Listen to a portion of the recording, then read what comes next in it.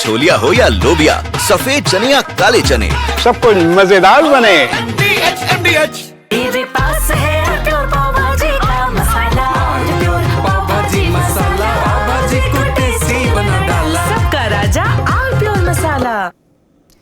आकाश आनंद की वापसी नई जिम्मेदारी के साथ 18 मई को बसपा सुप्रीमो मायावती ने एक और ऐलान किया। ऐलान ये कि वो यूपी से पहले बिहार में चुनावी मैदान में मजबूती से लड़ने जा रही हैं, उतरने जा रही हैं। इससे यूपी चुनाव से पहले बिहार में राजनीति गरमा गई है।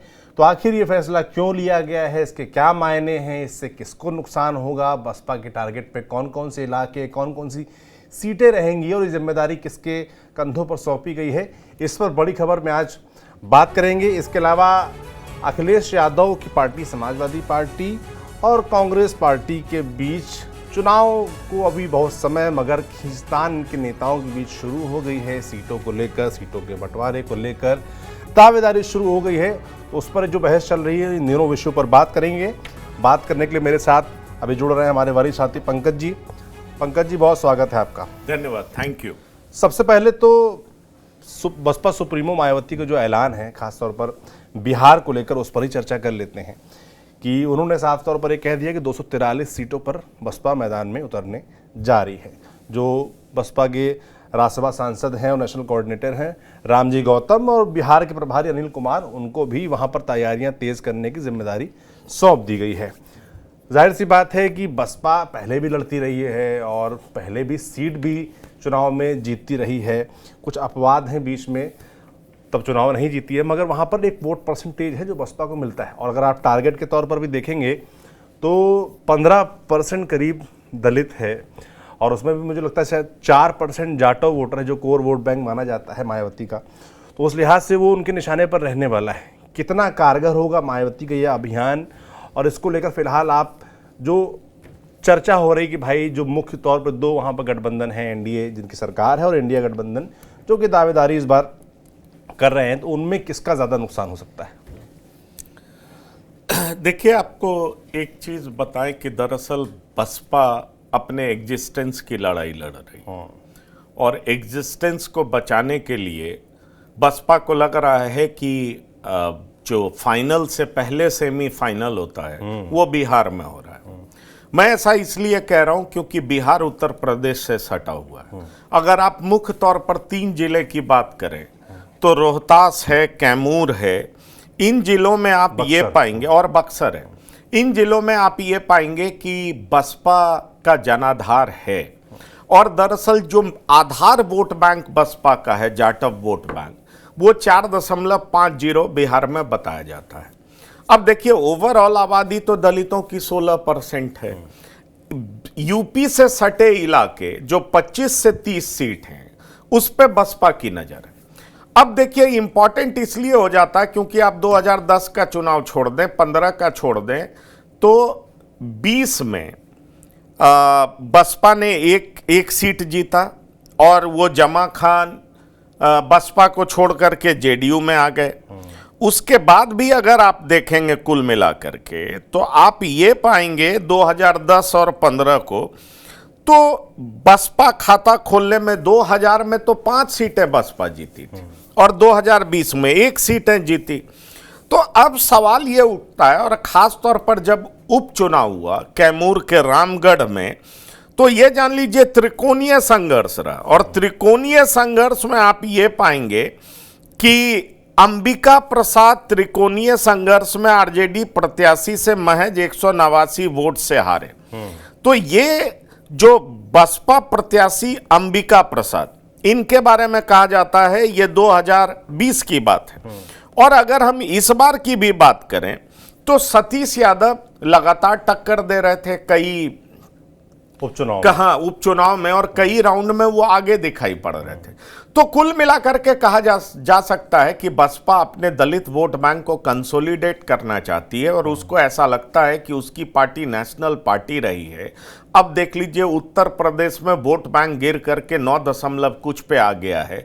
2024 में पूरे देश की बात करें तो तकरीबन 2% पे आ गया है। बसपा के लिए ये अच्छा इंडिकेशन नहीं है।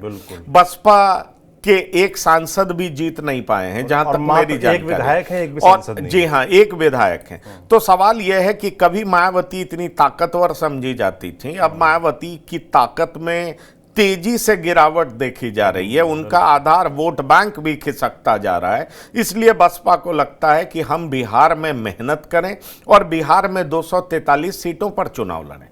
दरअसल एक डर जो बसपा के भीतर यह भी बैठ गया है कि जिस तरीके से कांग्रेस दलितों को साधने में लग गई, तो बसपा को लग रहा है कि दलित अगर कांग्रेस के तरफ शिफ्ट कर गए तो फिर तो बसपा के लिए बहुत बड़ी क्राइसिस हो जाएगी। बिल्कुल। जब से कांग्रेस ने मल्लिकार्जुन खड़गे को अध्यक्ष बनाया, बिहार प्रदेश में राजेश राम को अध्यक्ष बनाया, तो आप समझ लीजिए कहा यह जा रहा है कि ठीक है, पासवान जिनको लोकली दुसाध जाति कहते हैं, मांझी लोकली मुसहर कहते हैं, तो ये जो ये रविदास समाज है, रविदास समाज से आने वाले राजेश राम क्या रविदास समाज का वोट अपनी तरफ कर लेंगे? क्या कांग्रेस बचा खुचा दलितों की का जो वोट बैंक है उसको अपनी तरफ खींच लेगी? इसलिए आप देखेंगे कि बसपा एक सोशल कॉम्बिनेशन बनाने जा रही है। अनिल चौधरी को नेता बनाया है, अनिल चौधरी भी कुछ कुर्मी का वोट बैंक क्या अपनी तरफ खींचने में कामयाब रहेंगे। अगर आप लोकसभा चुनाव में देखेंगे तो कई ऐसे प्रत्याशी थे जिन्होंने ठीक ठाक अपने दम पर वोट लाया था। जहानाबाद से अरुण कुमार थे, झंझारपुर से गुलाब यादव थे, तो इन लोगों के नाम आप सुनेंगे तो इन लोगों ने बेहतर परफॉर्म किया था। तो बसपा की उम्मीद जगी है, बसपा को लगता है कि अगर हमारा वोट परसेंटेज बेहतर होता है और कुछ सीटों पर हम जीतने में कामयाब रहते हैं तो ये हमारे लिए बड़ी विजय होगी। और दरअसल 25 से 30 सीट जो कि यूपी से सटे हुए इलाके हैं उन पर बसपा की नजर है। मैं आपको लोकसभा की चर्चा करना चाहूंगा क्योंकि लोकसभा में बक्सर में बसपा तकरीबन 11% वोट पाने में सफल हुई थी, तो ये बड़ा परसेंटेज है। अगर आप जहानाबाद की बात करेंगे तो 9.33% वोट पाने में सफल रही थी। अगर आप सासाराम की बात करेंगे तो 6.7%, गया 5.4%, औरंगाबाद 5.1%। तो ये लोकसभा चुनाव में बसपा को वोट मिले थे, 5% से ज्यादा वोट मिले थे। दरअसल एक बड़ा राजनीतिक ताकत बसपा बिहार में भी बने, इसका प्रयास बसपा करने जा रही है और इसलिए बसपा पीडीए की पिच पर चुनाव की तैयारी करने में जुटी है। अखिलेश अब ये जी हाँ, ये जान लीजिए, मायावती आप कह रहे हैं कि वो अपनाने वाली बिल्कुल बिहार बिल्कुल में। बिल्कुल मायावती पीडीए अपनाना चाह रही है बिहार में। पिछड़ा, दलित, अल्पसंख्यक कहा जा रहा है कि बड़ी संख्या में अल्पसंख्यक को चुनावी मैदान में मायावती उतार सकती हैं। और इसीलिए बिहार का प्रदेश प्रभारी अनिल चौधरी को बनाया जो कि कुर्मी जाति से आते हैं। अब समझिए क्या अनिल चौधरी नीतीश कुमार का जो आधार वोट बैंक है उसमें सेंधमारी कर पाएंगे? ये एक बड़ा सवाल है। साथ ही साथ कुर्मी तकरीबन 4% है, तो क्या उसमें कुछ भी सेंधमारी कर पाएंगे? तो ये एक बड़ा अचीवमेंट होगा। साथ ही साथ अल्पसंख्यक को टिकट बांटेंगे तो वो किस हद तक जो माइनॉरिटीज हैं, खासतौर पर मुस्लिम, वो किस हद तक वोट खींचने में बसपा के बैनर तले कामयाब होते हैं, ये भी बहुत महत्वपूर्ण बात है। और साथ साथ बसपा को लेकर के कहा ही जाता है कि भाई बहन जी उसकी सुप्रीमो हैं, आकाश आनंद नंबर 2 हैं, आकाश आनंद की भी टेस्टिंग हो जाएगी। बहन जी ने आकाश आनंद को माफ कर दिया है, तो आकाश आनंद अब नेशनल कोऑर्डिनेटर बने हैं, तो फिर से उनकी परीक्षा होगी। आकाश आनंद इस परीक्षा में किस हद तक कामयाब होते हैं ये देखना बहुत महत्वपूर्ण है। आपने पंकज जी एक बात बोली थी कि जिस तरीके से कांग्रेस पार्टी लगातार प्रयास कर रही है कि जो दलित वोट बैंक है वो उसकी तरफ वापस लौटे। ऐतिहासिक तौर पर कांग्रेस का कोर वोटर रहा भी है दलित और मुस्लिम, ये दो वो टारगेट ऐसे वोट है जिस पर कांग्रेस लगातार मेहनत कर रही है। उसको लोकसभा चुनाव में हमने ये करते देखा और उत्तर प्रदेश में उसको कहीं ना कहीं कामयाबी मिली भी। जो दलित वोट बैंक है वो जब गठबंधन की तरफ, इंडिया की तरफ शिफ्ट हुआ था, तो लोगों ने खासतौर पर मायावती और उनके वोटों को लेकर बड़ी चिंता जताई कि ये एक बड़ा टेक्टिकल शिफ्ट है, राजनीतिक शिफ्ट है। और उसके लिए कई लोगों ने श्रेय कांग्रेस पार्टी को भी दिया कि अगर अखिलेश यादव अकेले लड़े होते तो शायद जो दलित शिफ्ट हुआ वो शिफ्ट ना हुआ होता। पर एक संविधान का मुद्दा तब चल रहा था, अब वो मुद्दा उतना कारगर नहीं है। बीजेपी ने लगातार उसका काउंटर किया है। ऐसे में जो आपने बात की कि डर है मायावती के मन में कि बिहार में कहीं वो फिर से खेल दोहराया ना जाए, और ये अगर आदत और उन्होंने डिकोड कर ली कि ऐसे दलितों का वोट लेना है, तो आगे चलकर जब 27 का यूपी चुनाव होगा तो वो भी तो खतरे में होगा, वो भी तो नुकसान वाली बात हो सकती है। अगर दलित वोट कांग्रेस की तरफ शिफ्ट करता है, एक बड़ा चंक शिफ्ट करता है, तो ये होगा ना कि बीएसपी गेम से आउट हो गई जी। ये खतरा तो है ना।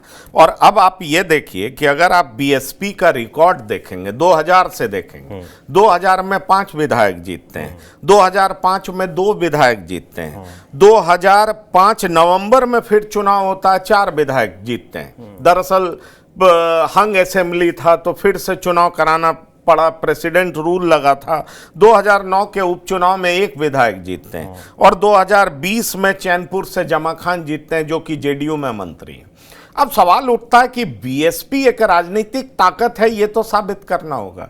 और जहां पर आबादी तकरीबन 16% है, वहां पर राजनीतिक ताकत दिखाने के लिए जो आपका आधार वोट बैंक 4.50% है, वो आधार वोट बैंक के आपके साथ जुड़ा है। अगर आप इतना परसेंट वोट भी ले आते हैं, तभी तो कल आने वाले समय में कोई राजनीतिक पार्टी आपसे गठबंधन करना चाहेगी। कोई राजनीतिक पार्टी अगर सरकार बनाती है तो आपको हिस्सेदारी देना चाहेगी। और अगर ये भी खिसक गया तो होगा क्या कि जो मायावती यूपी तक सिमट गई हैं, और यूपी में भी उनका जनाधार 9% वोट पर आकर के सिमट गया।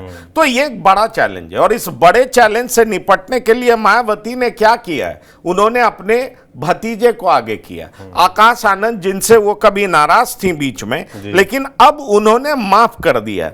अब सवाल ये उठता है कि मायावती अनिल चौधरी को प्रभारी बना रही हैं, ये एक बार। और अनिल चौधरी के बारे में कहा जा रहा है बहुत पैसा खर्च कर रहे हैं, प्रभावशाली हैं। ऐसे में सवाल उठता है कि क्या अनिल चौधरी कुर्मी का वोट ले पाएंगे।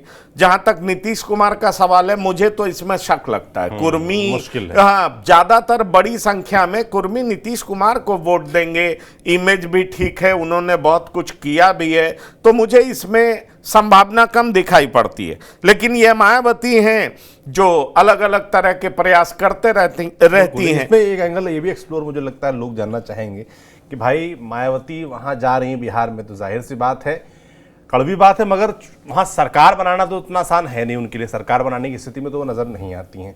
जाहिर सी बात, आपने कहा कि 25 से 30 सीटें उनकी टारगेट पर रहेंगी, तो 25 से 30 सीटें और पैन बिहार लड़ने का दावा, इससे नुकसान किसको होगा?